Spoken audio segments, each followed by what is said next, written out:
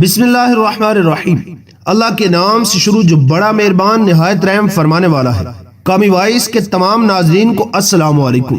ناظرین گرامی، آج ہم آپ کے سامنے حضرت ابراہیم بن ادم رحمت اللہ علیہ کے ہاتھ پر ایک گناہگار کی توبہ کا واقعہ بیان کریں گے۔ ویڈیو کو شروع سے لے کر آخر تک لازمی دیکھیں اور نئے آنے والے دوست چینل کو لازمی سبسکرائب کریں اور بیل آئیکن کو ضرور پریس کریں تاکہ ہماری آنے والی ہر ویڈیو کا نوٹیفیکیشن آپ کو آسانی کے ساتھ ملتا رہے۔ ایک شخص حضرت ابراہیم بن ادم رحمت اللہ علیہ کے پاس آیا اور عرض کیا، حضرت میں گناہوں سے بچنا چاہتا ہوں مگر بچ نہیں پاتا، میں کیا کروں؟ میرے لیے کیا حکم ہے؟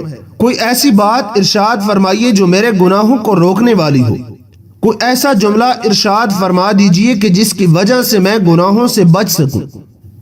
حضرت ابراہیم بن ادم رحمت اللہ تعالی علیہ نے فرمایا کہ جب تیرا ارادہ گناہ کرنے کا ہو تو دیکھنا کہ اللہ تعالیٰ کا دیا ہوا رزق نہ کھانا۔ اس نے عرض کیا، پھر میں کیا اور کس طرح کھاؤں جبکہ جو بھی رزق زمین پر موجود ہے وہ اللہ تعالیٰ ہی کا عطا کردہ ہے؟ تو آپ نے فرمایا، کیا تجھے شرم نہیں آتی کہ جس کا رزق کھاتا ہے اسی کی نافرمانی کرتا ہے؟ پھر حضرت ابراہیم بن ادم رحمت اللہ تعالی علیہ نے فرمایا کہ اگر تو گناہ کرنا ہی چاہتا ہے تو ایسا کر کہ اللہ تعالیٰ کی زمین سے باہر چلا جا اور وہاں جا کر گناہ کر لے۔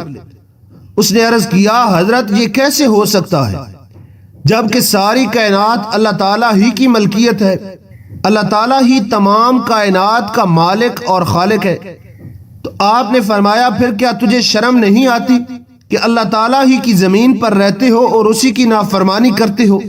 حضرت ابراہیم بن ادم رحمت اللہ تعالی علیہ نے فرمایا کہ اچھا، اگر تجھے گناہ کرنا ہی ہے تو ایسی جگہ پر چلا جا جہاں تجھے اللہ تعالیٰ نہ دیکھتا ہو۔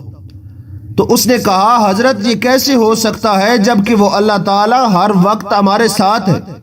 آپ نے فرمایا، کیا تجھے شرم نہیں آتی کہ خدا کے اس قدر قریب ہوتے ہوئے اس کی نافرمانی کرتے ہو؟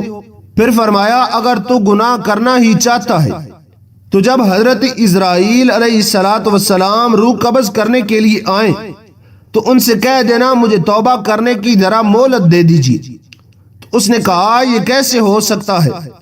حضرت ابراہیم بن ادم رحمت اللہ تعالی علیہ نے فرمایا کہ پھر تجھے شرم کرنی چاہیے کہ ملک الموت آئے اور تیری روح اس حال میں قبض کر لے کہ تو گناہ میں مبتلا ہو اور گناہ کر رہا ہو۔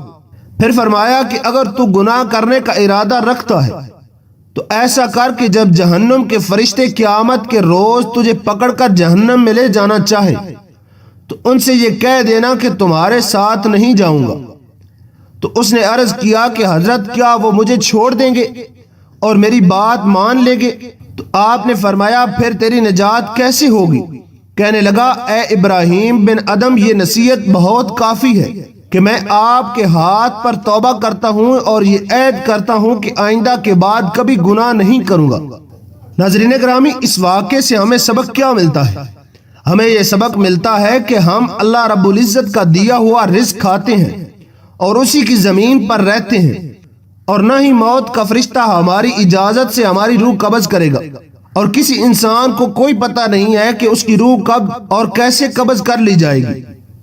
تو ہمیں ہر حال میں ہر وقت اللہ کی بارگاہ میں توبہ کرتے رہنا چاہیے اور گناہوں سے بچنا چاہیے۔ ہے کہ جو انسان گناہوں سے بچنا چاہتا ہے وہ اپنے ذہن کے اندر یہ خیال کر لے، چاہے وہ اکیلے بیٹھا ہو یا لوگوں کے درمیان بیٹھا ہو، جب بھی وہ کوئی گناہ کرنے لگے تو وہ ذہن کے اندر یہ خیال رکھے کہ میرا مالک مجھے دیکھ رہا ہے۔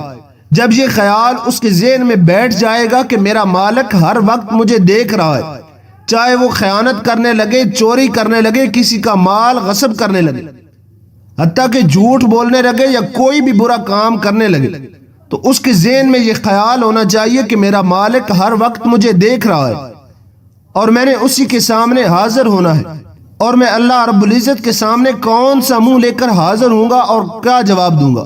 اللہ کی بارگاہ کے اندر دعا ہے کہ اللہ کریم ہم سب کی گناہوں کو معاف فرمائے اور ہمیں توبۃ نصوحہ کرنے کی توفیق عطا فرمائے۔ انہی الفاظ کے ساتھ اجازت چاہتے ہیں، تب تک کے لیے اپنا اور اپنے پیاروں کا ڈھیر سارا خیال رکھیے گا۔ ملتے ہیں ایک نئے اور دلچسپ موضوع کے ساتھ۔ اگر آپ کو ہماری ویڈیو اچھی لگی ہو تو ویڈیو کو لائک کریں، چینل کو سبسکرائب کریں اور بیل آئیکن کو ضرور پریس کریں تاکہ ہماری آنے والی ہر ویڈیو کا نوٹیفیکیشن آپ کو آسانی کے ساتھ ملتا رہے۔ ویڈیو کو دوستوں کے ساتھ لازمی شیئر کیجیے گا، کیا پتا آپ کے ایک شیئر کرنے سے کئی لوگ توبہ کر جائیں اور گناہوں سے بچ جائیں۔ والسلام علیکم ورحمۃ اللہ وبرکاتہ۔